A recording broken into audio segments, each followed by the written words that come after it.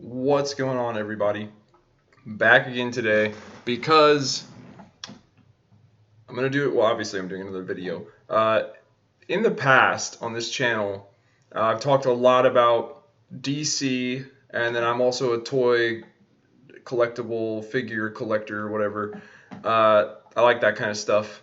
I've talked a lot about DC and DC figures and figure lines that are out there that are made for adult collectors. Predominantly, though, the ones that I've talked about are the various Mattel lines of DC figures made by Mattel, and then, of course, the more recent, I think they've only been around for the past 2 years now, the McFarlane DC Multiverse line. But there is another, I guess I'll call it a line. There's another toy line, collectible figure line for DC that at one point it could have been, let's just say this, it could have been a real contender for like the go-to like company and line to collect DC figures of DC characters. It really could have been, but it didn't. We're going to talk about why. And that line, that company, is DC Collectibles. So this is DC Collectibles, as you can tell by the title, What Happened? So, just to give you a little backstory, DC Collectibles started out as a company called DC Direct, and it was DC Entertainment, and it was them trying to have their own company to produce statues and figures and collectible merchandise based on DC and all of its characters and properties. And it used to be called DC Direct, like I said. And it started out, they would make toys and figures based on specific comic book storylines. Like they would do, sometimes they would do box sets. Like they would do, like there's an Infinite Crisis box set with figures based on the Infinite Crisis crossover story. There's Red Sun Superman, and they're supposed to be based off of that artwork and that look. And then also, if they did it in box sets sometimes, but they would also always be a single carded line of figures, like we see here for the Batman Hush storyline. And then there was also a Hush box set, and vice versa. There was also an Infinite Crisis single carded line as well. I don't know if there was a Red Sun single carded line, maybe not, but you get the idea. It was based on specific comic book runs. It was not just a general figure line. Well, that changed in 2011 with the New 52. New 52 was DC Comics' new initiative to basically scrap damn near every piece of DC canon and DC lore that had ever come before, and to just kind of give the whole universe, the whole comic book mythos, a fresh start. And what went along with this was they took DC Direct and they reformed it into DC Collectibles. And they also said, hey, this is an opportunity for us to do a brand new start on figures and statues and other collectible merchandise. So they launched the New 52 figure line, collectible figure line. And this is a checklist of, I don't quite think it's every figure that they made for this line, but it's pretty damn close. And as you can see, some of them are rather large and detailed. Swamp Thing, Darkseid. We're going to get into more of the specifics. But yeah, this line was great. I collected this line for a very long time, and I did not sell off my figures from this line until it became very clear to me that this was not going to be the line to collect. Like it was gonna end way before I had a figure of every character.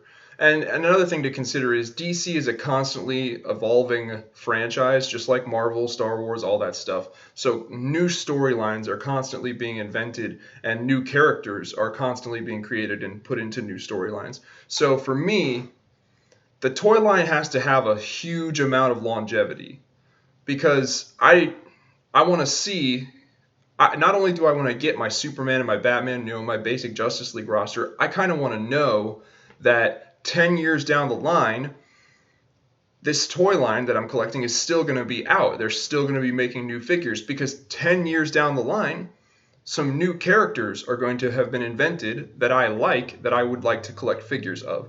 So if the line no longer exists, then I'm definitely not going to get figures of those characters. And yeah, it all kind of just comes together and relates. So, but I did collect this line for a very long time, and I really liked it. Now, some things to know about this line is that This line was not about articulation. If articulation is your thing and you like your collectible figures to be very posable, so you can like really do a dynamic diorama or display with your figures, this was not the line for you. Most of these figures came with very limited articulation. Some like their elbows could bend, maybe their shoulders could rotate a little bit, their legs could swing back and forth, but that was about it. The idea behind these figures is they were just already kind of sculpted in somewhat of a very like stoic portrait kind of pose. And it was just meant to be like, take them out of the box, you can adjust their pose ever so slightly, but they're made to just mainly come right out of the box and go right on the shelf in a very nice kind of just basically just stoic portrait display. And one of the strongest things I think DC Collectibles did with this line was, right off the bat, at the very beginning of it, they gave us the entire Justice League roster. They gave it to us in the form of this box set that you see here, and they also gave it to you in the form of single-carded figures. So, if you were lucky enough to find this box set, which was the better deal? I remember because I got the box set, and the box set was $100, and you got 7 figures. So, doing some quick math here, 100 divided by 7, you ended up paying a little over $14 per figure, and these were more on the 7-inch side figures. They were bigger figures. Not as articulated, like I said, but they were very well sculpted, very well painted. They looked like they stepped right off the pages of the comic books.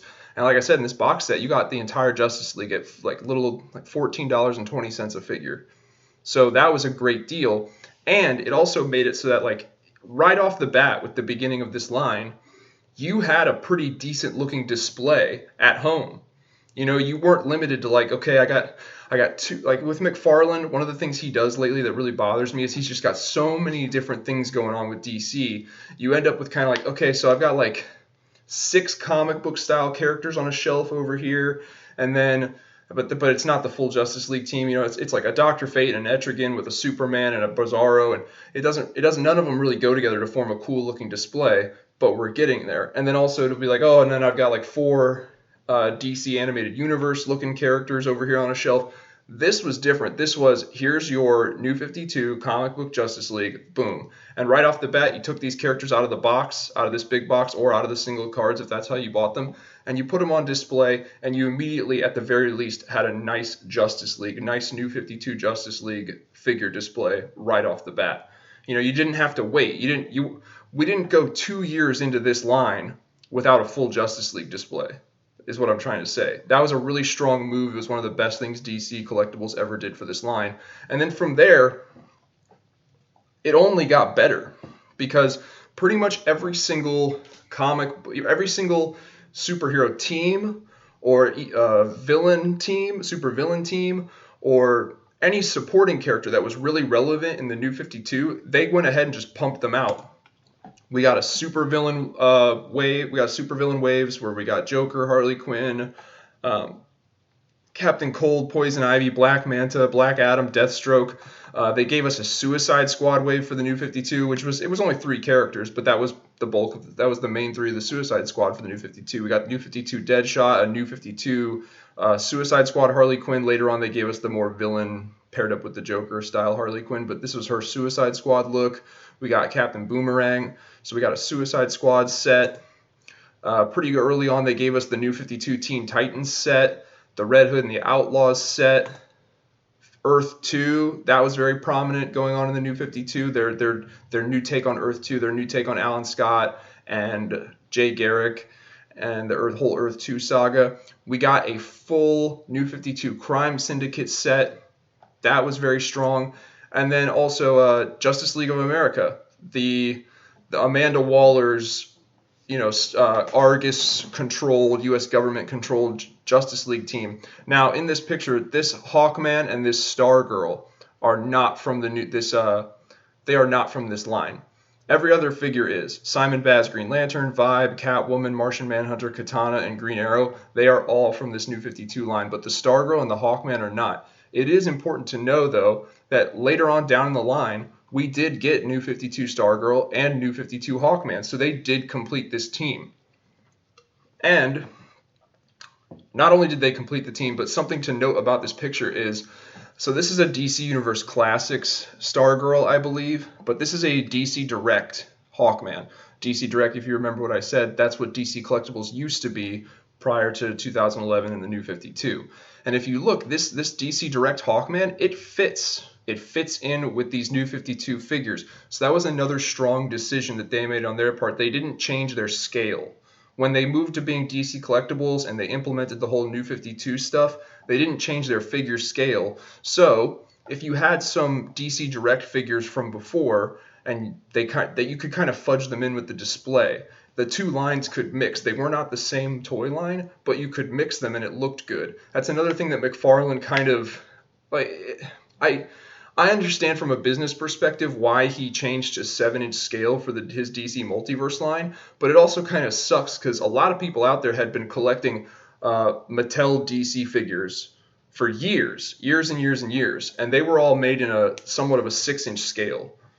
And if McFarlane had continued the 6-inch scale, the two lines could be kind of blended together, and we would still, this argument that I put out that, like, we don't have enough of a character variety, we don't have a good Justice League display, we don't have a good Suicide Squad display or Justice League Dark display from McFarlane Toys, we wouldn't have that problem if he had not changed the scale. That was another strong thing that DC Collectibles did. They did not change their scale.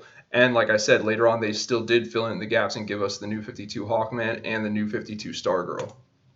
They gave us Justice League Dark as well. You saw in the checklist picture, we got Swamp Thing, we got Zatanna, we got New 52, Constantine, and then also, like I said, there was a Deadman figure from a previous DC Direct line that was 7-inch scale, and he fit right in with scale with these guys. So we had a Justice League Dark display.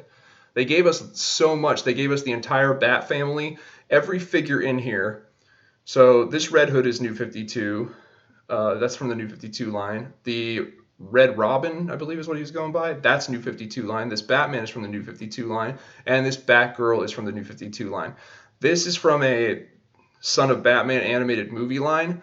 But like I said, pretty much everything made by DC Collectibles was made to be a kind of DC Collectibles or DC Direct. You could fudge it in together. This Greg Capullo Nightwing, though he is in his New 52 outfit with the black and the red, this is from a designer series is what they were calling it. Same thing with this Jim Gordon. These two are from a separate line from DC Collectibles called the designer series, where they were trying to make the figures really resemble the artist's art style. But still, this is a New 52 Nightwing with his red and black New 52 outfit, and it fits. So we got the full Bat family. And by the way, everything that I'm talking about here with this New 52 line that DC Collectibles did, we got all of these figures, all these teams, all these characters within the first 2 or 3 years. It did not take long at all. This is what happens when all the aspects of your company, all the different facets of your company, and are on the same page and operating under the same plan. DC Comics said, hey, we're doing this new comic book initiative called the New 52, and they got their toy collectible merchandise company on the ball following the same plan, and they were all moving at the same plan at the same pace. And this is what we got out of it. We got great character variety, great looking figures, and we got them fast. Other figures, we got a Shazam figure, and then I showed the more deluxe figures. We got an armored Lex Luthor eventually down the line, and then we got a Swamp Thing. So things are going great. This line is kicking ass. Pretty much the only people who have a problem with this line are the ones that are really big sticklers for lots of articulation. But other than that, people loved this line. They were really nice looking figures, very well sculpted, very well painted, and they looked really nice on display on a shelf. So what happened? Well, they decided to switch it up and do what I said earlier with what McFarlane did. They decided to change the scale. They decided to change the scale of their figures and add a lot more articulation. So DC Collectibles scrapped the New 52 line, and they started the DC Comics Icons line, which was a smaller scale figure, and they featured a lot more articulation, double jointed elbows, double jointed knees. Why did they do this? Well, first let's get into why this didn't work. The reason this line did not work and did not take off, is because a lot of it was reassembling the same teams and rosters and characters that we had already just assembled in the New 52 line. This Aquaman, not all that much different from the New 52 Aquaman, other than he's a smaller scale and has more articulation. Green Lantern was the same deal. Flash was mostly the same deal. Wonder Woman was mostly the same deal. They gave us a more classic blue and gray Batman and a more classic Superman with the red trunks. But for the most part, even though they were offering us more articulation and a smaller scale, even though they were offering us more articulation, the fact that it was in a smaller scale meant that all of those figures you'd already collected from DC Collectibles in the New 52 line, they didn't fit with these anymore. So it was like having to start all over. Why did they choose to do this? Well, because their two main competitors at the time were Marvel Legends, from the Marvel side of things. Those were also a smaller scale, a much more 6-inch scale instead of 7-inch. Some of the bigger characters like Hulk or Hercules, they might have been 7-inch, but for the Thor. But for the most part, they were a 6-inch scale figure, and they featured a lot more articulation. And then on the other side of things, Mattel was back at this point in time was still making DC figures in the form of their DC Multiverse line. And they also decided, okay, the Mattel stuff had more articulation. Not as much as Marvel Legends, but Mattel also had more articulation, and people were buying these and collecting these a lot too.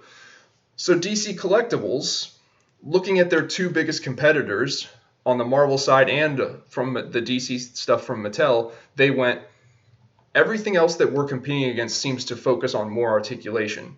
Maybe we need to scrap this New 52 line and invest in a smaller scale figure line with more articulation.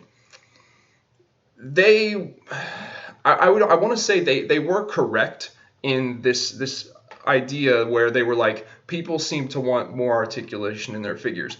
They're right. That is what people wanted. That's what was leading them to collect this line. And that's what leads people to collect Marvel Legends over Marvel Selects.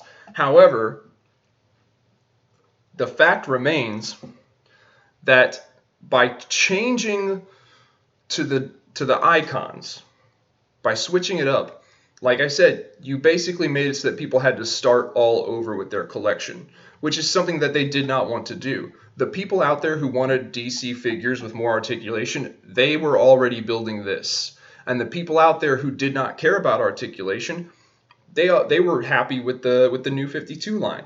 So by switching it up, you didn't really gain any new fans. You know, not a lot of people stopped collecting this and switched over to icons. And then the people who were collecting New 52 were kind of upset because now their big collection that they'd invested in was useless. And if they wanted the icons involved starting all over and buying another Superman and another Batman and another Wonder Woman that arguably were not that different from the bigger 7-inch New 52 versions. They were just a smaller scale and had more articulation. But that's what this line was for. So the icons line failed. People really didn't care for it. They also went a little too small with the icons line. The figures ended up being a little too small and a little too skimpy. And it just didn't really work. People didn't really care for it. It didn't scratch anyone's itch. Like, it didn't scratch an itch that wasn't already being scratched by this line. So icons failed. Well, in 2016, a brand new DC Comics initiative came out, which was DC Universe Rebirth. And DC Collectibles decided to go, well, hey, the last time we did a big revitalizing comic book initiative, we paired that with a new DC Collectibles toy line in the form of the New 52 line, and it worked, and it really took off and sold well. So let's do that. What do we need to do? What do we need to fix?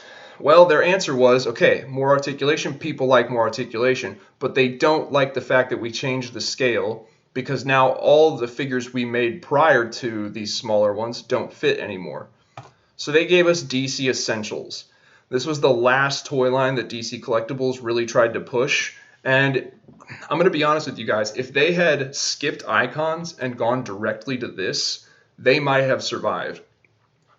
But the fact is they didn't. They did icons first. Icons was a colossal failure, and I think overall it cost DC and DC Collectibles a lot of money because the figures just didn't sell.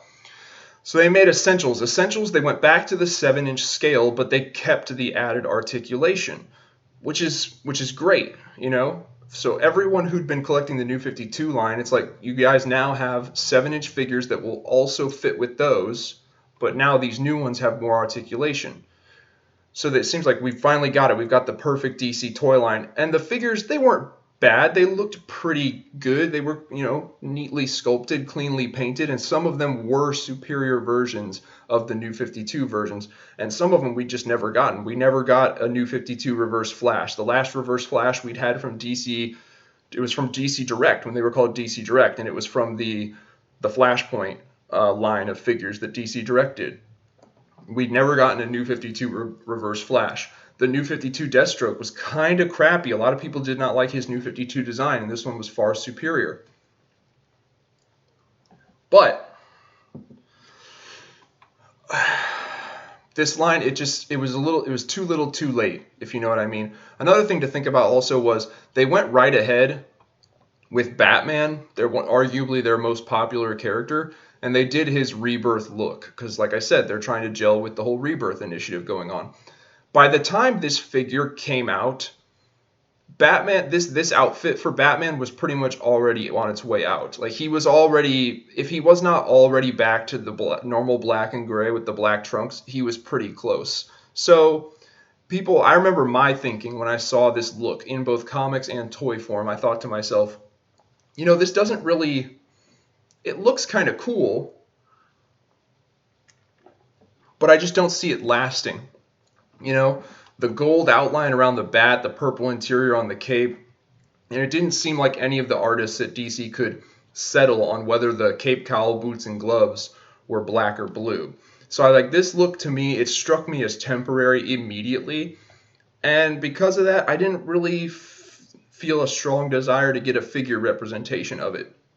So I did collect a few of these. I did get the Nightwing and the Batgirl because I was like, cool, a more articulated Nightwing and a more articulated Batgirl.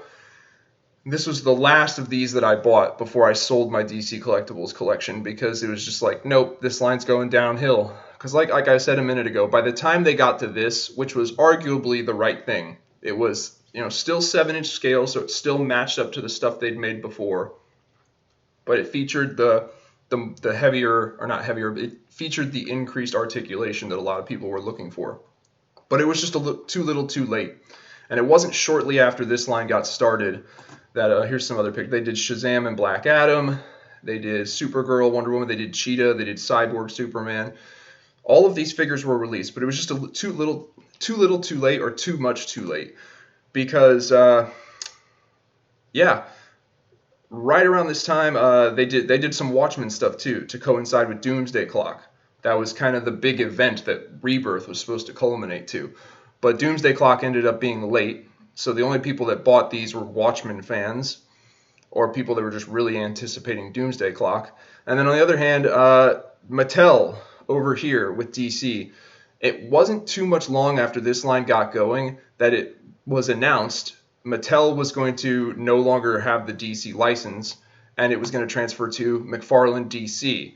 And with that being the case, a lot of people went, I'm not going to go ahead and commit to this Essentials line. I'm not going to commit to DC Collectibles' new line, even though they are 7-inch with more articulation. I'm not going to commit to it yet because we know now McFarlane is going to be getting a license, and McFarlane has a history of making really good figures.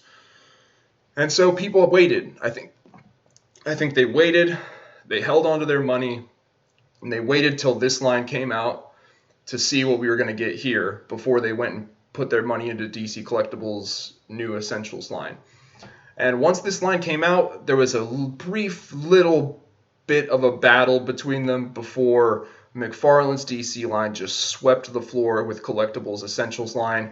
And next thing you know, the Essentials line is canceled, and DC Collectibles is defunct. They closed it down. They shut it down. It no longer exists. Whatever products that DC Collectibles was making that people really loved, there were some statue lines that people still really loved. They transferred the license to make those statues over to McFarlane recently, and starting in 2022, McFarlane is also going to take up making those statue lines. And then they're also going to keep making their multiverse line. This effectively, in terms of DC collectible merchandise, This effectively made McFarlane the winner, and it crushed all competition. Mattel no longer carries the license, and DC Collectibles is gone. And it's kind of sad. McFarlane DC is getting better. I am ready to admit that it is getting better. We will see how it does in its third year in 2022. The character variety is starting to improve. I don't think it should have taken 2 years to get this good. And I also think that within the first 2 years, we should definitely have a full comic book Justice League set of figures, and we still don't. But I will acknowledge that it is getting better. We'll see how it does in 2022 for its third year. But you also have to kind of look at it like there's really no alternative. We've got this, we've got the McFarlane DC Multiverse, and nothing else. Mattel is not making collector quality DC figures anymore, and DC Collectibles is not, because DC Collectibles is gone. So like I said, in hindsight overall, I think what it came down to, why DC Collectibles went from being a real contender in the toy game to just utterly losing, it came down to that switch where they did such a drastic change from what they were known for in the 7-inch scale, really well sculpted, really well painted, but minimal articulation. That's what they were known for, and that's what they excelled in. And people were liking it. People really liked the New 52 line. It sold well. And then they just went and did this huge change up to the icons, where they were much smaller with a lot more articulation, and those didn't fit. People had already spent a ton of money on those 7-inch New 52 figures, and now icons in them did not fit together. So it was DC going, hey, we're changing it up, so you guys got to start all over with your collection. People really didn't want to do that, and by the time DC Collectibles figured this out and implemented a plan to fix it with the Essentials line, it was too little too late. McFarlane was already on a roll getting the license and making his figures, and people held off to see how those were going to turn out. And once those came out and people saw how they were turning out, they chose to go with those. So the Icons line is really what killed DC Collectibles. It was just a bad call. It was a bad call the scale more than the added articulation. The added articulation was arguably something that a lot of toy collectors wanted in DC figures. But changing the scale, DC Collectibles changing your scale from 7-inch down to 6-inch, or arguably it was more 5.5-inch. It was really small for a while there. That's what ultimately killed it, in my opinion. So yeah, that's that story. If anyone has any more amplifying information on this, let me know what you guys think. Who out there kind of wishes that DC Collectibles was still around and still making figures? You know, where are my toy collectors who prefer painting and sculpt over articulation? And yeah, who kind of regrets that it failed so miserably? Is there anyone out there who really did love the Icons line? I don't think there is, but I'd be interested to know if there's any fans out there who were just like, I loved Icons. So leave some comments below and let me know what you guys think. If you like this video, please hit the like button. That helps out the channel a lot. If you want to help out the channel even more, maybe subscribe, check out some of the other videos. And other than that, I will see you guys next time.